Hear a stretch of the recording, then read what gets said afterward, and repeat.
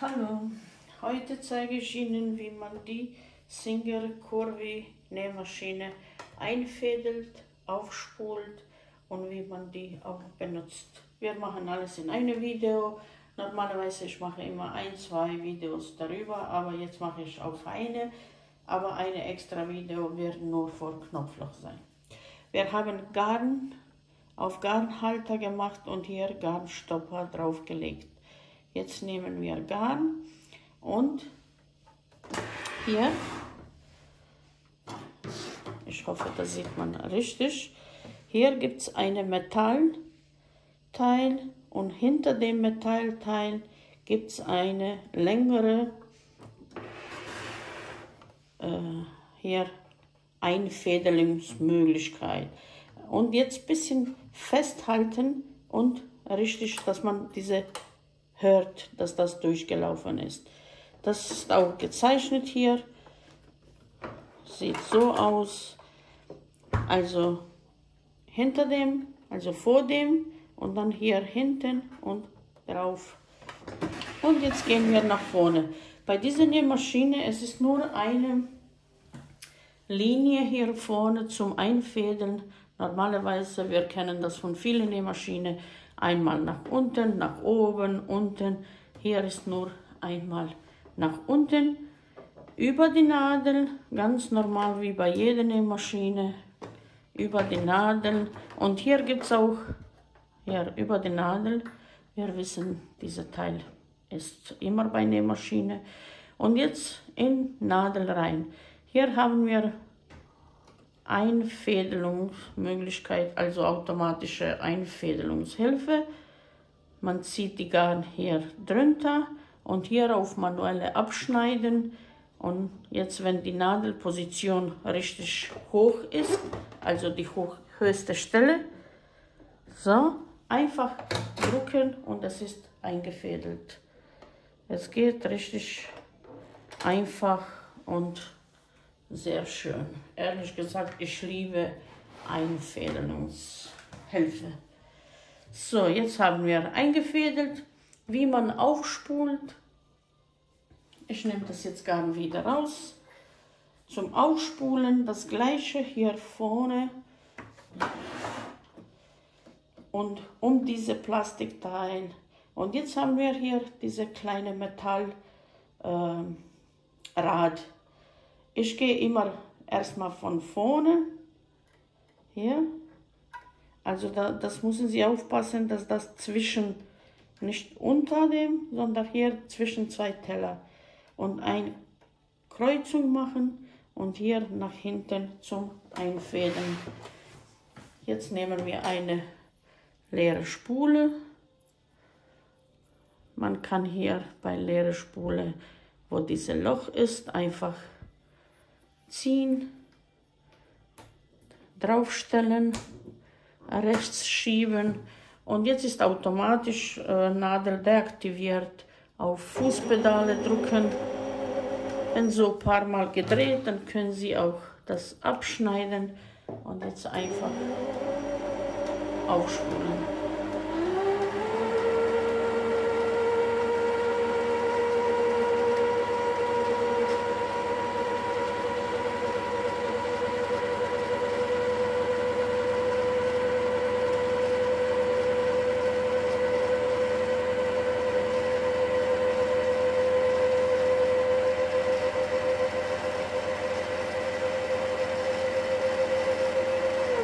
Wenn das fertig ist, links schieben, abschneiden.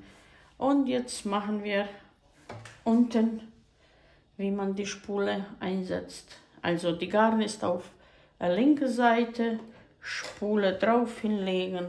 Und jetzt mache ich ein bisschen so vergrößern. Hier gibt es auch ein Zeichen, wie man das macht.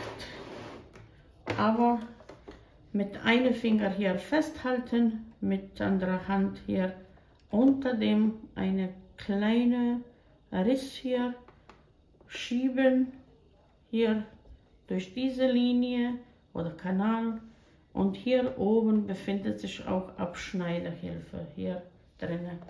einfach das drauflegen und unsere Maschine ist eingefädelt. Ich mache jetzt von oben nochmal einfädeln hier über die Nadel, hier drunter, hier, so.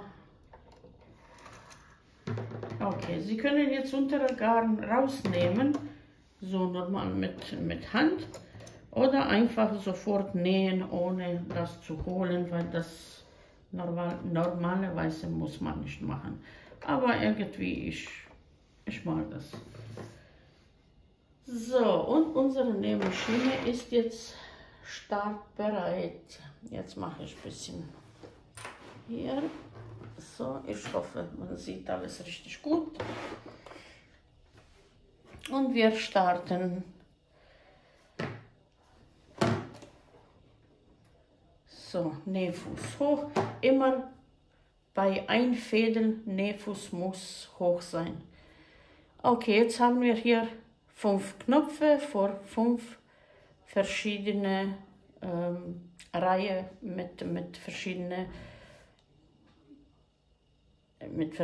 Programmen, sagen wir so.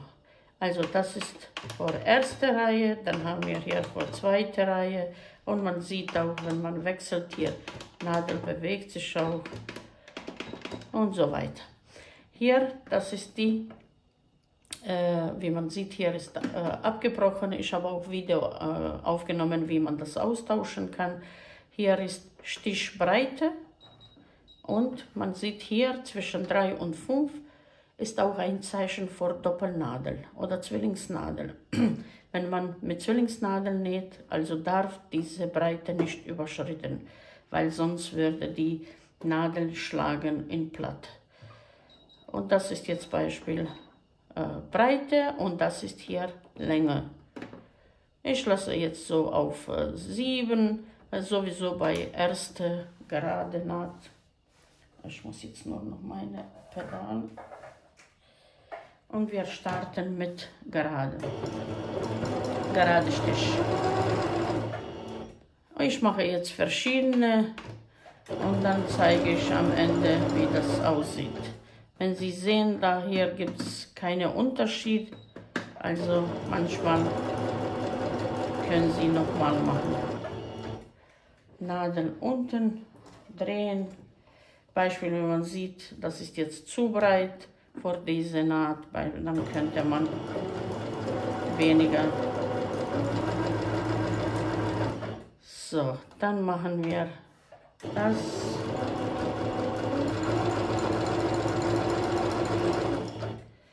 Nadel unten drehen. So sehen Sie, wie verschieden das alles sofort aussieht, wenn man nur die Länge geändert hat. Dann machen wir Nadel hoch. Hier kann man Beispiel auf 1,3 machen.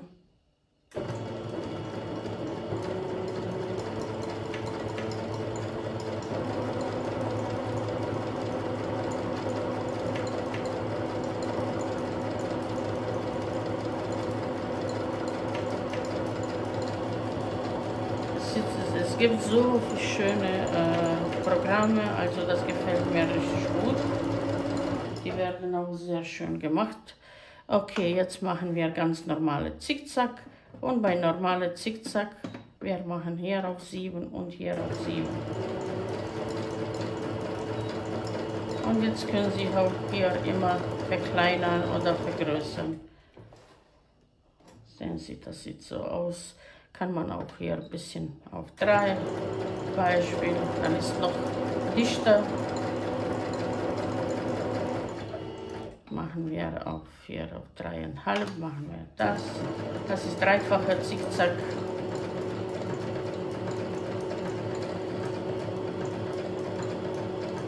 Wir machen jetzt nicht alle Programme, also nur bestimmte Beispiele. Dann haben wir dieses Programm hier, das ist dreifacher Zickzack, also 3-mal in eine Richtung, 3-mal in andere Richtung. Es ist gut für Sportsachen, für Unterwäsche, wenn man Gummi annäht, also Lastik oder Gummi. Dann kann man ein bisschen hier noch weniger machen. dann ist noch effektiver, weil es ist dann richtig elastisch. Okay, dann machen wir hier ein bisschen. Nicht ziehen, wenn die Nähmaschine solche Programme ausführt. Nicht ziehen, vorne, hinten. Lass die Nähmaschine, sie macht fast alles alleine. Sie ist sowieso eine Smart-Nähmaschine und sie macht vieles Dinge auch allein. Dann machen wir hier auch ein bisschen.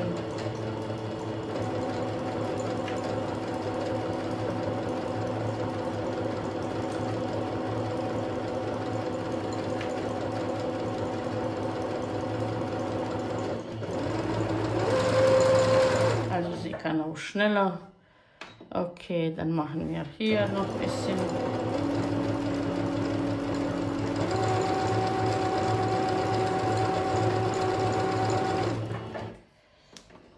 Nadel unten, sehen Sie, wie das alles schön aussieht. Bei Programme wechseln, wie gesagt, immer auf Nadel aufpassen, immer hochstellen. Das ist jetzt Blumen. Kann man bei Geschirrtücher oder bei Kragen, Bubiskragen machen, ein bisschen verschönern. Dann machen wir hier.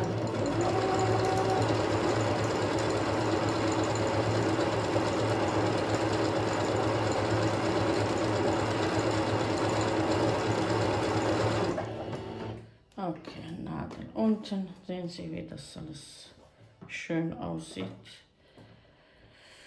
Gut, dann machen wir noch ein paar. Beispiel hier. Also diese, das Programm,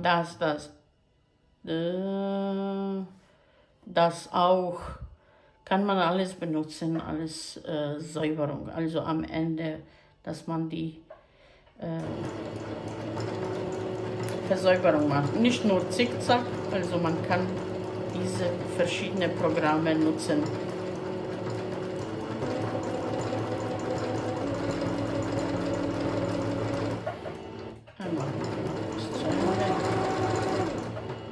Okay, so. Jetzt machen wir Nadel hoch, das hier.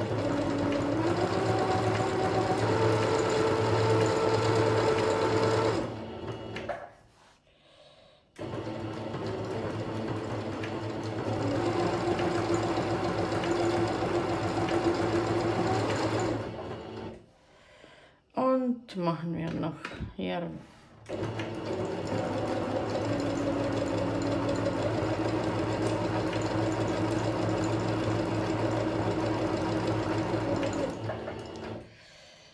Gut, ich denke, es reicht mit Programmen. Das sieht alles so aus.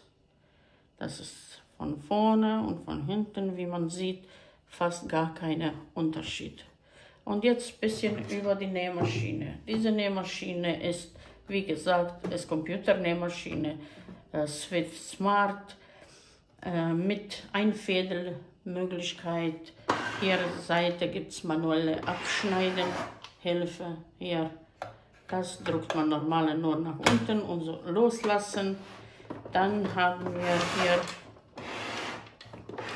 Fach zum